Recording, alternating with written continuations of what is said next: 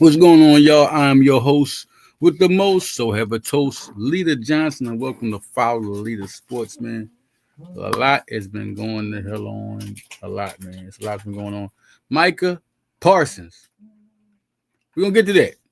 We're gonna get to that. We're gonna get to that. Micah Parsons being requesting a trade. And we know it's been going on since last year. It's been crazy. You know, I'm telling you, the man want to be back in PA. I'm gonna say that, right? But he wanted to be a Dallas Cowboy. He wanted to listen. That's not even a thing. It's like Saquon. Saquon wanted to be a New York Giant. He wanted to be a New York Giant, and but they did not commit the commitment. They didn't show this man what all the shit he put in. They didn't show it. Crazy. Micah Parsons. Now we're gonna go to the part where Micah Parsons for sure has people going for him, suitors. Now NFL, everybody want to get in on Vegas. Everybody want to get on Vegas. Negative 300, Dallas has the number one odds. But after that, they're basically saying that they're going to resign him, which could happen. Myles Garrett, a lot of people, TJ Watt, a lot of people request trade. Terry McLaughlin just requested a trade. Myles Garrett said he was gone because he wanted to win. But when they came with their $40 million, things changed. But this is a little different. This has been going on since last year. He was talking about how the organization was talking bad about him, talking inside about him. You had the safety come out and say things about him on the podcast. And then there was a secret insider that was like, people don't really like him in that organization. This came out. This was last year. This is before the season started. So now we're talking about this year, and it's time for the contract. He deserves all the money he gets. He's one of those guys, one of them ones like Reggie White, 12 plus sacks, first 4 seasons. One of them guys. He's one of them ones. You pay your superstar. He's the best player on Dallas. Best player on Dallas, and you don't want to pay him? You crazy? Anyway, so we're going here. We're going to these teams. I just said that negative 300 is Dallas, but plus 1,000 is Philadelphia, New England, and the Los Angeles. Philadelphia, New England is plus 100, plus 1,000, excuse me. Then you got 1,500.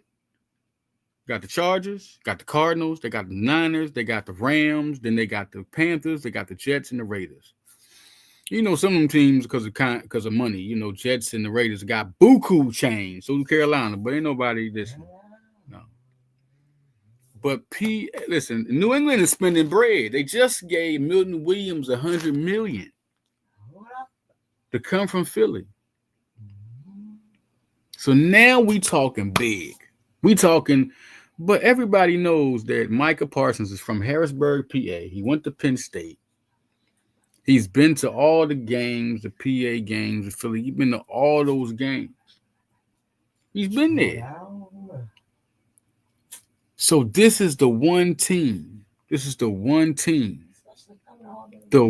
team everybody is aiming for. And they Super Bowl bound. Man. So this is the team. But which makes this situation different from any other situation? What makes it different? What makes it different? Because this man came out with a 3-page letter talking about everything he don't like about this situation. Talk about everything he don't like about this situation.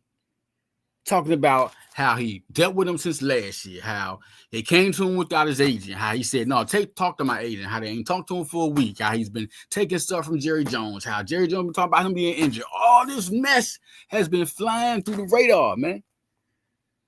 Nobody releases this. When stuff goes down in the organization, usually the first thing they say is, I request a trade. You ain't heard Terry McLaughlin come out and say nothing about the organization. You didn't hear Myles Garrett come out and say nothing about the organization. You didn't hear TJ Watt come out and say nothing about the organization. When they want a trade, it's a trade, and that's it.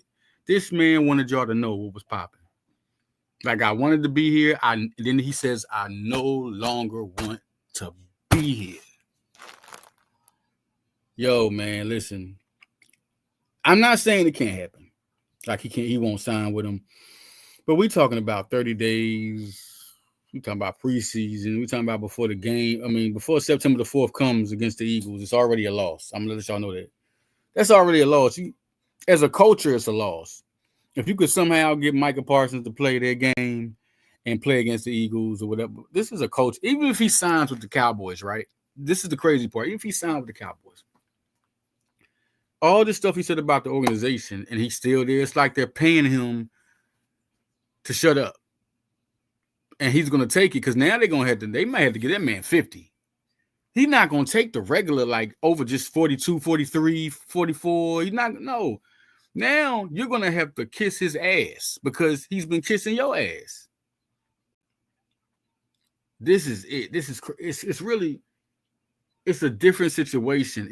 Even if he signs with the Cowboys,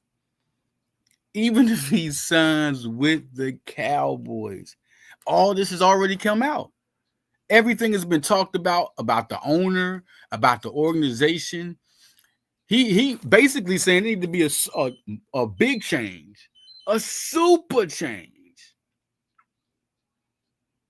Like that's a little crazy. But let's go here. What teams did he go to? It had to be PA. I mean, New England. And it's not like they don't got no draft picks. It's not like they don't have no draft picks, man. So, I mean, the Chargers, Jim Harbaugh, Justin Herbert, Arizona. They got Marvin Harrison Jr. San Francisco needs a whole revamp. I mean, that would be great for them. They didn't lose so many people. It's crazy.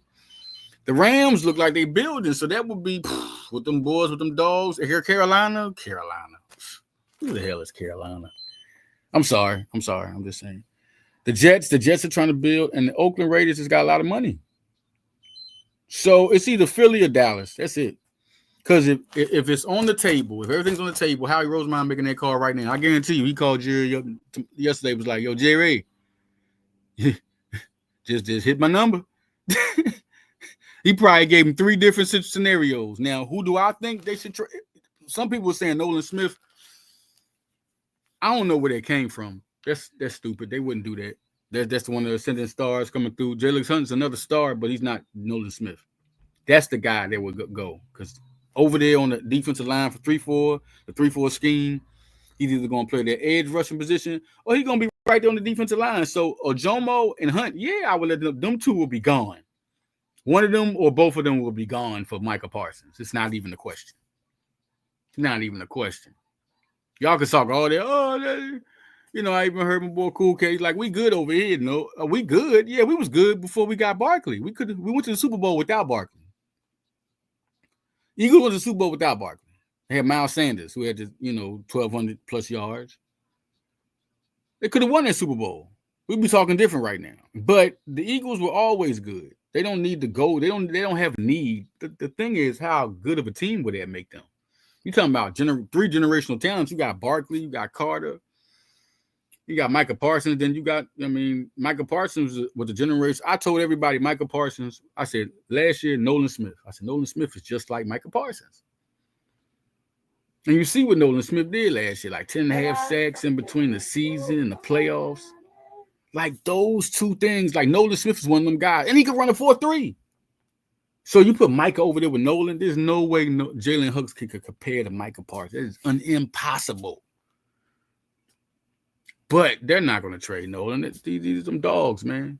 I mean, if you ask me who I throw in there, I might throw Nakobe Dean. No, that's real. You got your Jahad Campbell. He could play Nakobe's position.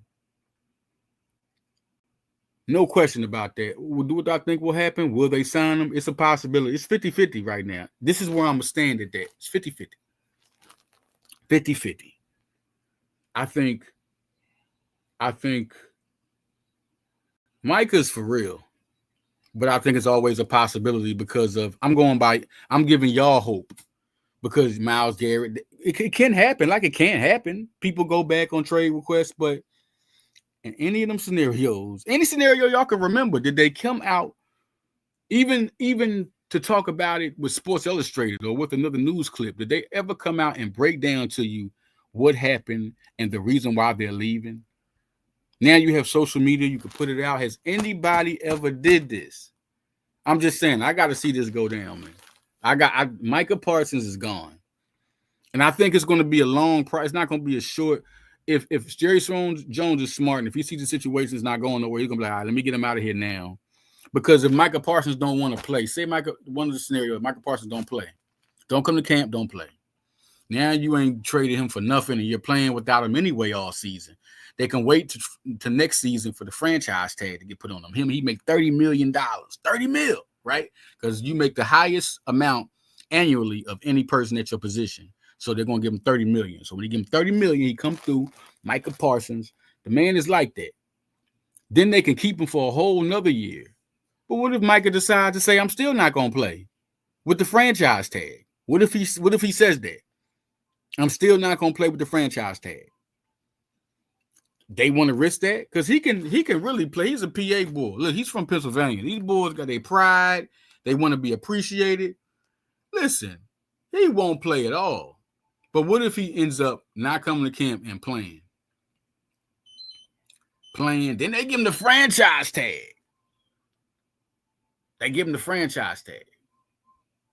And he still don't play for y'all after he get the franchise tag. So either way, Jerry, you better go in there now. You got to talk. You got to talk with the agent. You better get this figured out if this is going to be a smart move or not. I'm telling y'all, Micah Parsons, man. Micah Parsons is making a stance. And this is big, though, man. I mean, Dallas, if y'all thought y'all was in trouble, y'all more in trouble now. When we come back, y'all, we're going to talk about Jhoan Duran, the new closer. They got Harrison Bader with the Phillies, man. Take a break on y'all, man. Come back. We're going to talk Phillies, man. We're going to talk Phillies. Phillies won last night, and it looked good last night. It looked good from both ends. We come back on Follow Your Sports.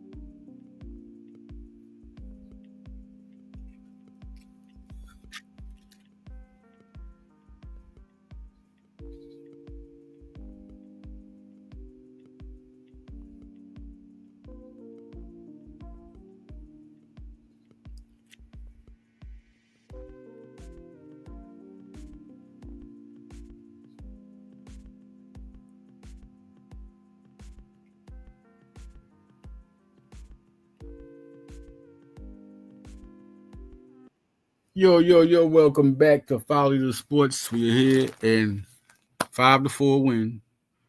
Phillies got that inducting J. Rowe and Ed Wade. If y'all don't know, Ed Wade was the general manager of the Phillies when they won in 2008. J. Rowe was a star, MVP in 2007. One of them guys. They went to the Walk of Fame, the Phillies. They won 5-4 over the Detroit Tigers. We got Jhoan Duran, man. The closest thing you're going to get to Brad Lights Out Lids, who won the World Series with the Phillies back in 2008. And this dude throws 100 miles an hour. Flamethrower, 100 miles an hour.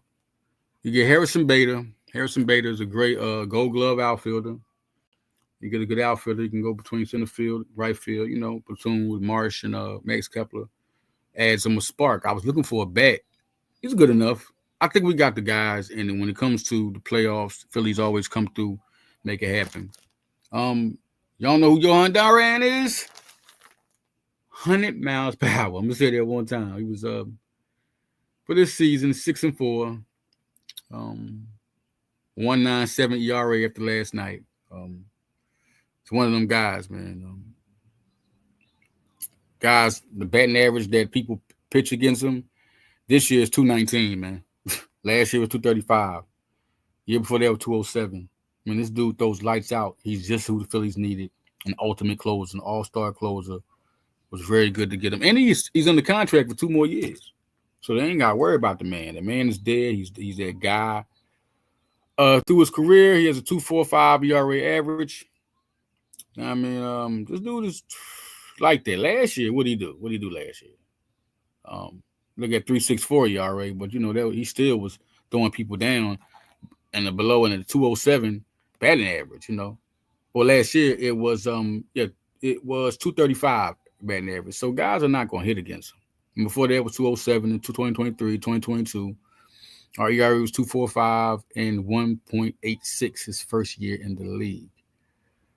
Lights out. That's what we need. That is who the Phillies need. He had 75 career saves. He had 17 saves this year.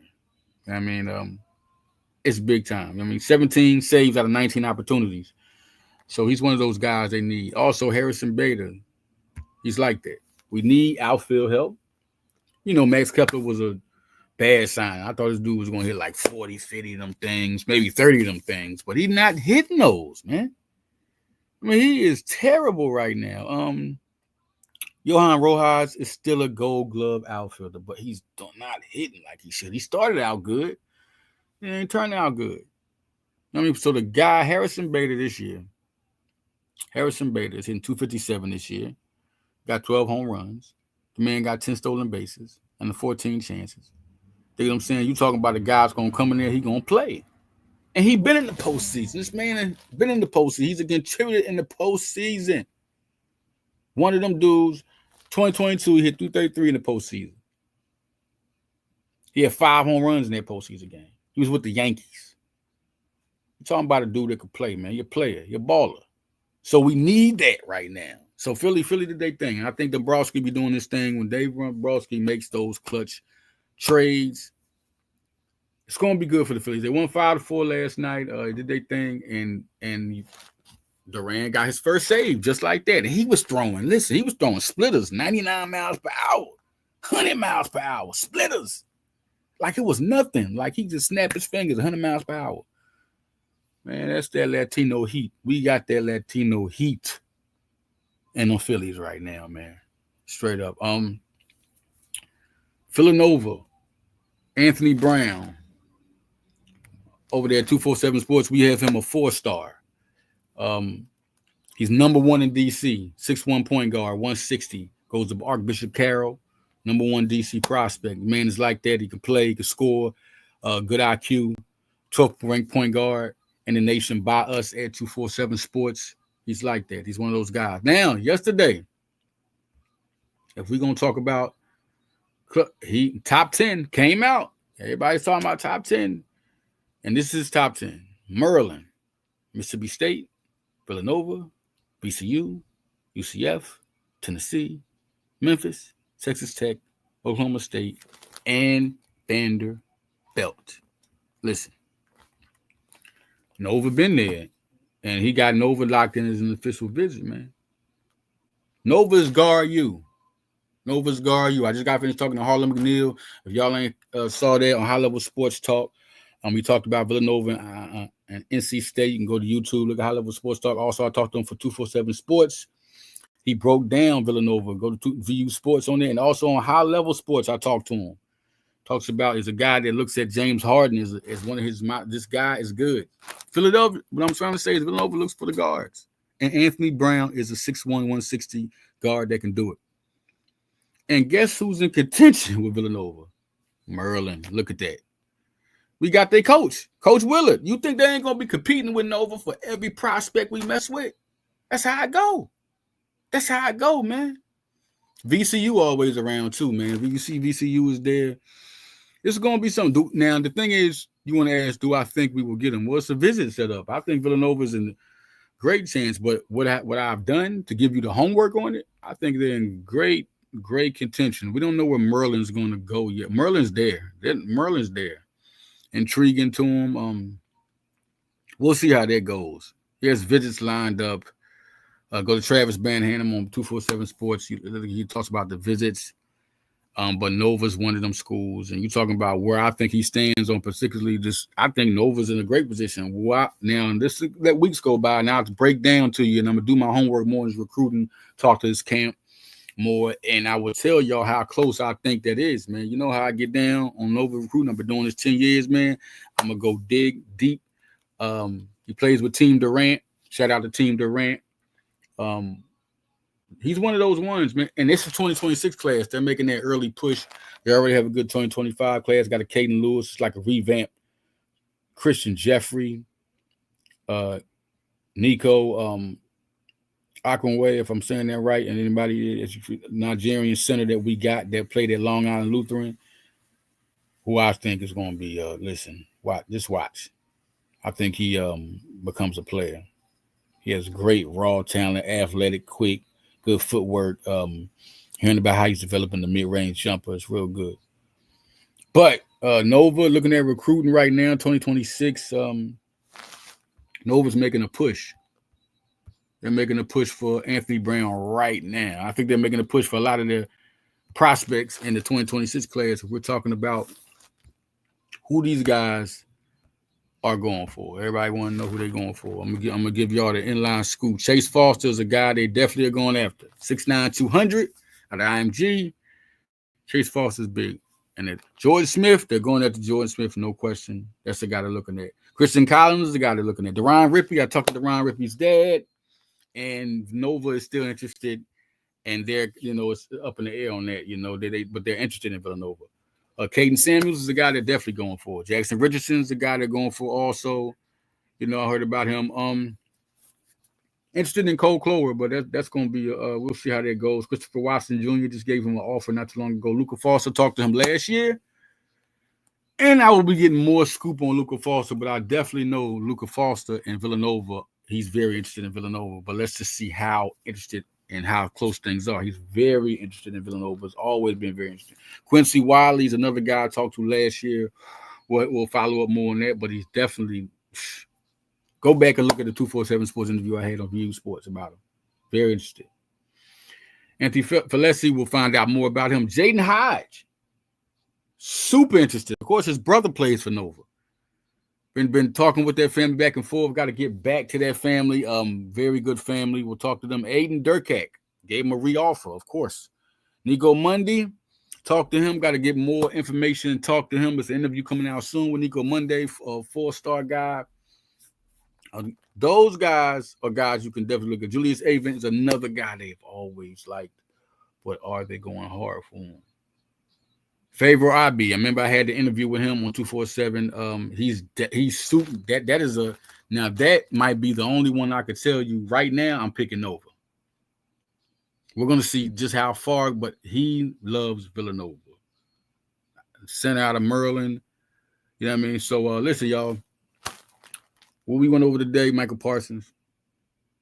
I say he's gonna leave Dallas if Philly gets him or not. I just don't think that's good. And if it lasts long, it's 2 years, and he's still not going to sign with them boys. Are they going to be smart and trade him? I just think he's done playing nice. We'll just see how this goes, man. It's 50-50 situation. I'm going to give that 50-50 tag, but I just think that 150 is strong. Like, you just don't say things like that, Phillies looking good. Listen, this is the time. This is their clutch time. October's coming up. That's going to be playoff time. So that this is the time where they start playing and start, the trade deadline. They got them a Harrison Bader that's a good fielder and a guy that can hit. Let's see if he can hit more. He's hitting, 12 home runs this year. Let's see if he can go up more. If he got a little bit of power, he can steal bases, 10 stolen bases. He can field. He can go between center field and right field. Boy, nice. Jhoan Duran, Jesus, man, 100 miles per hour. I'm just saying, that's work. Any pitch, any hitter coming in on, and this man throw 100 miles crispy, just like that. You just gonna do it, snap of his finger, 100. You having a bad day right now because he did it with no problem. He was throwing splitters, 99 splitters. He ain't throwing a straight fastball. We just throw that mug. They throwing splitters. Crazy, right? And Anthony Brown, man, that's a guy you see out the 2026 class has put Villanova on a list. It's always big to be on the list. Their final 5, top 10, top 20. If you're on the list, you're being thought about. So that's big, and Villanova's heavy on him, and he's heavy on Villanova. So that's definitely no question. Where I think he's at in the 10, I think he's top 5.